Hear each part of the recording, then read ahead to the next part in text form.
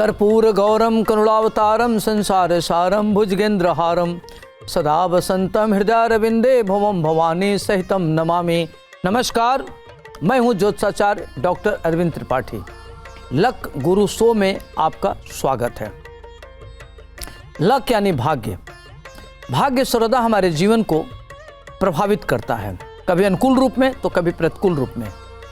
जब भाग्य आपका साथ देता है तो कठिनाइयों में भी रास्ता निकल जाता है। तो आखिर कैसे खुलेगा सौभाग्य का द्वार, कैसे जीवन में सुख समृद्धि और खुशी के नित्य नए फूल खिलें, इस विशेष कार्यक्रम में ज्योतिष और वास्तुशास्त्र के दृष्टिकोण से आइए हम आपसे बात करते हैं। मैं आपको बताऊंगा कि आपके ग्रहों का किस्मत कनेक्शन क्या है।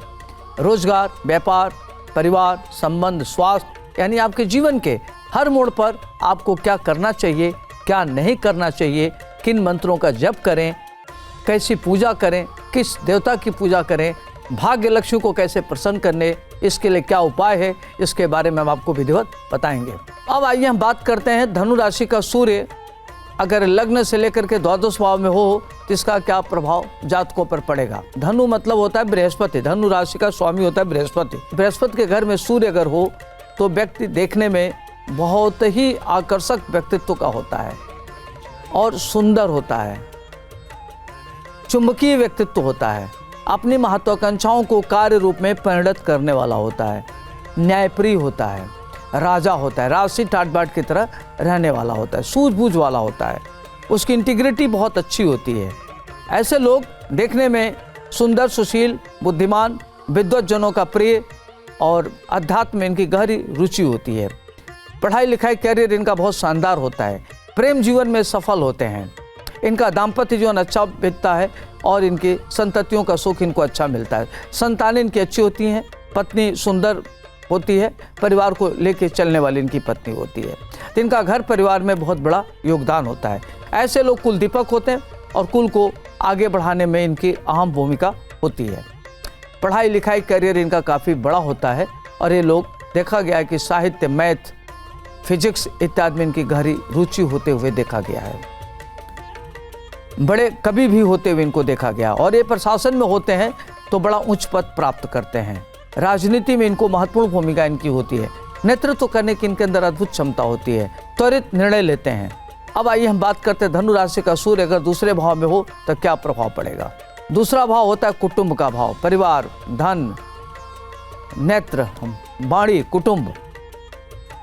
तो दूसरे भाव में अगर बृहस्पति का घर हो और वहाँ सूर्य बैठा हो तो व्यक्ति एक्स्ट्रा ऑर्डिनरी होता है, एक्स्ट्रा करिकुलर वाला होता है। व्यक्ति अपनी बौद्धिक क्षमता के बल पर धन अर्जित करता है, बहुत ही कीमती सलाह देने वाला होता है, लेखक होता है, साहित्यकार होता है, ग्रंथकार होता है। व्यक्ति वर्सेटाइल होता है, मल्टी डायमेंशनल फील्ड से धन अर्जित करने वाला होता है और इस तरह के लोग विद्वत जनों के बड़े प्रिय होते हैं। इनका लेखन में, साहित्य में, गायन में, नृत्य में, डायलॉग में बड़ा अच्छा गहरा रुचि होता है और ये ललित कला के धनी होते हैं। ललित कला के क्षेत्र से धन अर्जित करते हुए इनको देखा गया है। नेत्र की प्रॉब्लम होती है और ये लोग बड़े कटुभाषी होते हैं, स्पष्ट बोलते हैं। अस्पष्टवादिता के नाते इनके शत्रु बहुत होते हैं। ये लोकप्रिय होते हुए भी लोग इनको पसंद नहीं करते। अब आइए हम बात करते हैं धनु राशि का सूर्य तीसरे भाव में हो तो इसका क्या प्रभाव पड़ेगा।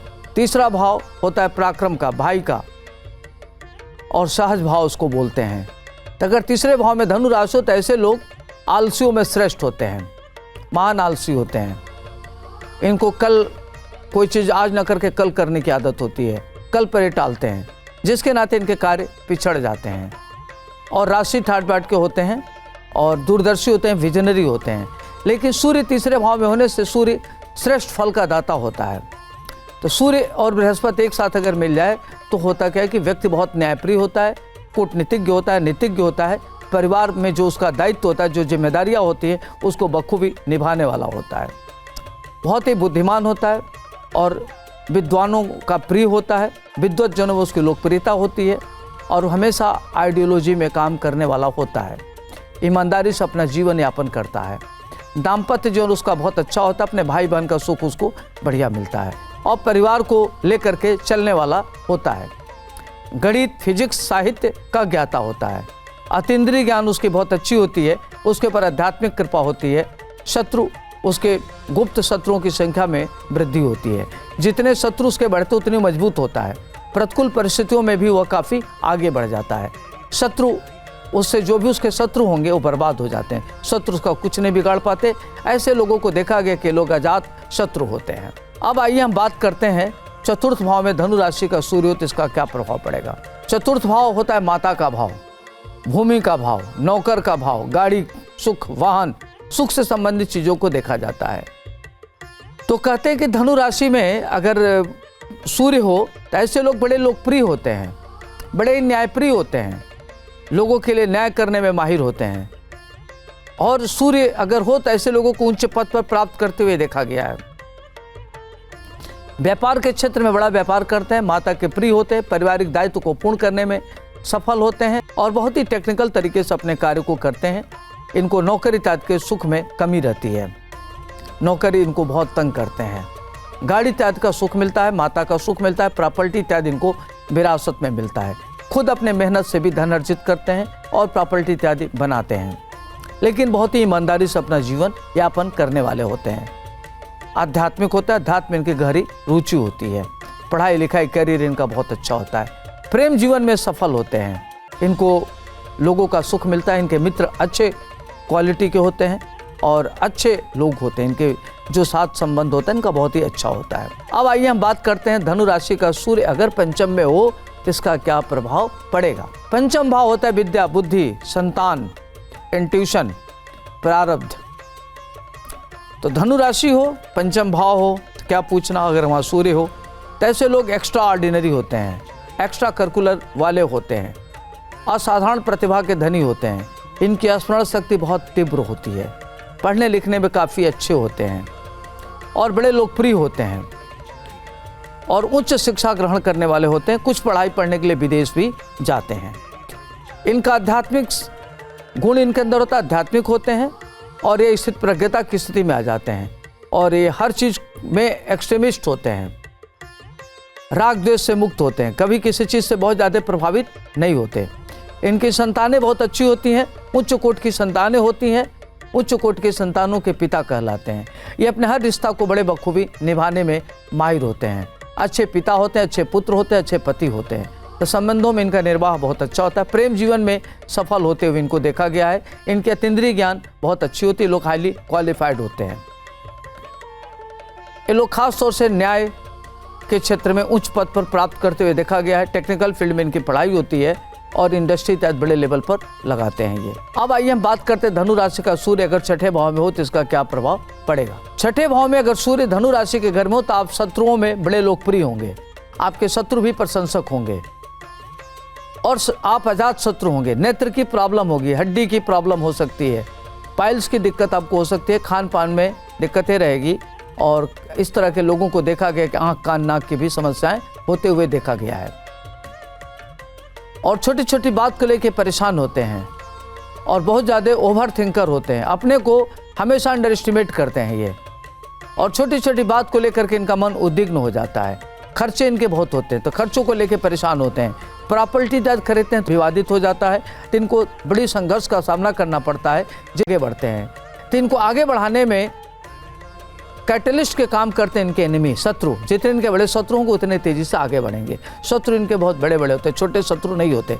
षड्यंत्रकारी हमेशा इनके साथ विफल रहेंगे और इनको हमेशा पूर्वाभास हो जाएगा कि इनके साथ क्या होने वाला है। तो अपने को सचेत रहते हैं और आध्यात्मिक शक्ति के बल पर ये आगे बढ़ते हैं। अब आइए हम बात करते हैं सप्तम भाव में धनु राशि का सूर्य हो तो उसका क्या प्रभाव पड़ेगा। धनु राशि बृहस्पति का घर, सातवां भाव पति या पत्नी। तो अगर वह पुरुष है तो उसकी पत्नी बहुत अच्छी होगी, पढ़ने लिखने वाली होगी, विदुषी होगी, काफ़ी इंटेलिजेंट होगी और परिवार को लेकर चलने वाली होगी और दाम्पत्य जो है ऐसे लोगों का बड़ा अच्छा होता है और देखने में सुंदर, good looking, smart, extremely beautiful होगी।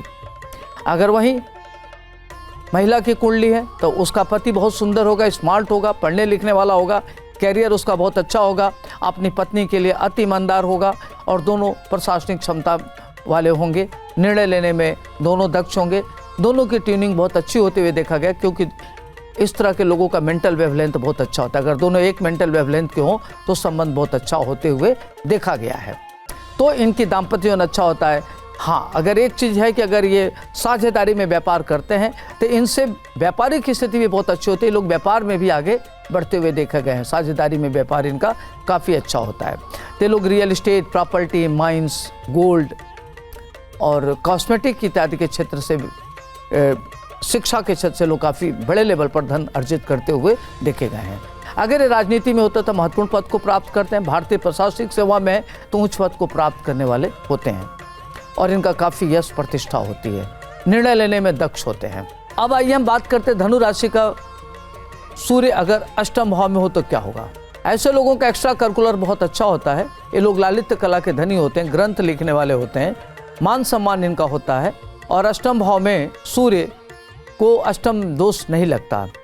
ये लोग धनी होते हैं, प्रारब्ध के वशीभूत काफ़ी आगे बढ़ते हैं और इनकी आध्यात्मिक शक्तियाँ इनकी मदद करती हैं। लेखक होते हैं, साहित्यकार होते हैं, धन धान से परिपूर्ण होते हैं, माता पिता के भक्त होते हैं, नौकर इत्यादि का इनको सुख मिलता है, देश विदेश की यात्रा करने वाले होते हैं और ऐसे लोगों को महान उन्नत करते हुए देखा गया और इनकी प्रशासनिक क्षमता काफ़ी अच्छी होती है।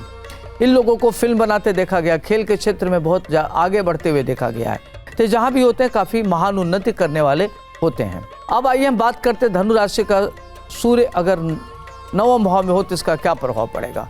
धनु राशि बृहस्पति का घर, ऐसे लोगों का भाग्योदय 24वें वर्ष में हो जाता है और बृहस्पति होने से व्यक्ति शुद्ध सात्विक विचारधारा का होता है, उसका खान पान बहुत अच्छा होता है। ऐसे लोग बड़े महत्वाकांक्षी होते हैं, अपने महत्वाकांक्षाओं को कार्य रूप में परिणत करने वाले होते हैं, अद्भुत क्षमता के धनी होते हैं, अपरिमित ऊर्जा होती है, कभी भी किसी कार्य से घबराते नहीं हैं, प्रतिकूल परिस्थिति में इनके हौसले बढ़ जाते हैं, उच्च शिक्षा ग्रहण करने वाले होते हैं, भाग्यशाली होते हैं, आध्यात्मिक होते हैं और कम मेहनत में महान उन्नत करने वाले होते हुए देखे गए हैं। राजनीति में सर्वोच्च पद को प्राप्त करते हैं और ये अपने जिस भी क्षेत्र में होते हैं महान उन्नत करते हैं। ये इनका लोकप्रियता जबरदस्त होती है और इनके शत्रु भी इनकी इज्जत करते हैं, शत्रुओं में भी बड़े लोकप्रिय होते हैं। अब आइए हम बात करते हैं दसम भाव में धनु राशि का सूर्य हो तो क्या होगा। दसम भाव बृहस्पति का घर, वहाँ सूर्य, ऐसे लोगों को न्यायाधीश होते हुए देखा गया है। विधि के क्षेत्र में पढ़ाई करते हैं, लॉ MBA करते हैं और इनको बड़ा पद पर जाते हुए देखा गया है। खासतौर से इस तरह के लोग प्रशासन में, न्याय में जाते हैं, राजनीति में सर्वोच्च पद प्राप्त करते हैं और संवैधानिक बड़े पदों पर इनको आसीन होते हुए देखा गया है। पिता के बड़े प्रिय होते हैं, पिता ओबीडियंट संतान होते हैं, ये बड़े आज्ञाकारी संतान के रूप में जाने जाते हैं। इनकी संततियाँ भी बहुत आज्ञाकारी होती हैं, इनका लाइफ बड़ा शानदार होता है, अपने को बहुत ऑर्गेनाइज करके चलने वाले होते हैं और ये बड़े क्षमतावान होते हैं, प्रतिकूल परिस्थिति में बड़े मजबूत हो जाते हैं और शत्रु को कैसे हैंडल किया जाए इनको बखूबी आता है। पारिवारिक दायित्व को पूर्ण करने में सफल होते हैं, पिता का ध्यान रखते हैं और माता पिता के प्रति इनका अटूट आस्था होता है। अद्भुत इनके अंदर मान सम्मान करने की क्षमता होती है और बड़े न्यायप्रिय होते हैं और न्यायप्रियता इनकी प्रवृत्ति में होती है। अब आइए हम बात करते हैं धनु राशि का सूर्य अगर एकादश भाव में हो तो क्या होगा। एकादश भाव में सूर्य का होना, ऐसे लोग अजात शत्रु होते हैं, शत्रुओं के बीच में रहते हुए भी शत्रु पर प्रभावी रहते हैं, शत्रुओं में लोकप्रिय होते हैं, धन धान्य से युक्त होते हैं, पैतृक संपत्ति इनको मिलती है, अपने दम पर काफ़ी आगे बढ़ते हैं, प्रशासनिक क्षमता के धनी होते हैं, राजनीति में काफ़ी लोकप्रिय होते हैं, राजनीति में उच्च पद को प्राप्त करने वाले होते हैं, उच्च शिक्षा ग्रहण करते हैं, संतानें इनकी बहुत अच्छी होती हैं, पत्नी का सुख मिलता है, करियर इनका शानदार होता है, अपने जीवन में महान उन्नत करते हैं। ऐसे लोगों को देखा गया है कि पैतृक संपत्ति को 11 गुना आगे बढ़ाते हैं और अपने दम पर भी धन अर्जित करते हैं और कोई भी काम बड़े माइक्रो लेवल पर ऑर्गेनाइज्ड होकर करते हैं। ऐसे लोगों को बहुत ही सफलतम व्यक्ति होते हुए देखा गया है। अब आइए हम बात करते हैं धनु राशि का सूर्य अगर द्वादश भाव में हो तो क्या होगा। द्वादश भाव और सूर्य का होना तो घर बृहस्पति का है, तो बृहस्पति जब 12वें घर में हो तो व्यक्ति को गलत आचरण, गलत तरीके से धन खर्च नहीं करने देता। जो भी उनका धन खर्च होता है वह कंस्ट्रक्टिव कार्यों में होता है, धार्मिक कार्यों में होता है, धार्मिक अनुष्ठानों में खर्च होता है, मंदिर इत्यादि के निर्माण करने में होता है। ये लोग गलत प्रवृत्ति से धन खर्च नहीं होता। ऐसे लोगों को अछूत कीर्ति मिलती है, नेम फेम मिलता है, सम्मान मिलता है, खर्चे इनके बहुत ज़्यादा हो जाते हैं, खर्च करने में माहिर होते हैं और खर्च अधिक हो जाने के कारण इनका आर्थिक बजट डिसबैलेंस हो जाता है, तो इनकी मानसिक उद्विग्नता बढ़ जाती है, तनाव में रहते हैं और ये अपने को काफ़ी प्रभाव में रहते हैं, प्रेशर में होते हुए देखे गए हैं और खर्च पर ये खर्च को कमी नहीं करते बल्कि अपने इनकम के जरिया को बढ़ाने में विश्वास रखते हैं, अपने खर्च को कम करने में विश्वास नहीं रखते, अपने इनकम का जरिया बढ़ाने में विश्वास रखते हैं और ये शुद्ध सात्विक तरीके से रहते हैं, मंदिर तत्व का निर्माण करते हैं। आर्थिक क्षेत्र इनका बहुत अच्छा होता है। इससे लोगों को विदेश में रहते हुए देखा गया है और बड़े महत्वपूर्ण पदों पर इनको आसीन होते हुए देखा गया। इनकी संतानें बहुत अच्छा करती हैं। आँख की प्रॉब्लम होती है, लीवर किडनी की इनको प्रॉब्लम हो सकती है, दांत की प्रॉब्लम हो सकती है, इस तरह के होते हुए देखा गया अगर सूर्य यहाँ हो तो। यदि आपको आर्थिक संकट है, खर्चे आपके बहुत हो रहे हैं, माता पिता से आपको दिक्कत हो रही है, परेशानियां हो रही हैं, संबंधों में कटुता आ रही है, तो आपको क्या करना चाहिए कि सूर्य की आराधना करना चाहिए और गाय को रोटी गुड़ खिलाना चाहिए, गायत्री मंत्र का जप करना चाहिए। ओम भूर्भुवः स्वः तत्सवितुर्वरेण्यम भर्गो देवस्य धीमहि धियो यो नः प्रचोदयात्। लाल वस्तु का दान करना चाहिए, गरीबों को भोजन कराना चाहिए और मदद करना चाहिए। इस तरह से अगर करते हैं तो आपकी परेशानियां न्यून हो सकती हैं। आज के लिए इतना ही, मुझे दीजिए इजाज़त। आपका दिन शुभ हो, मंगलमय हो। नमस्कार।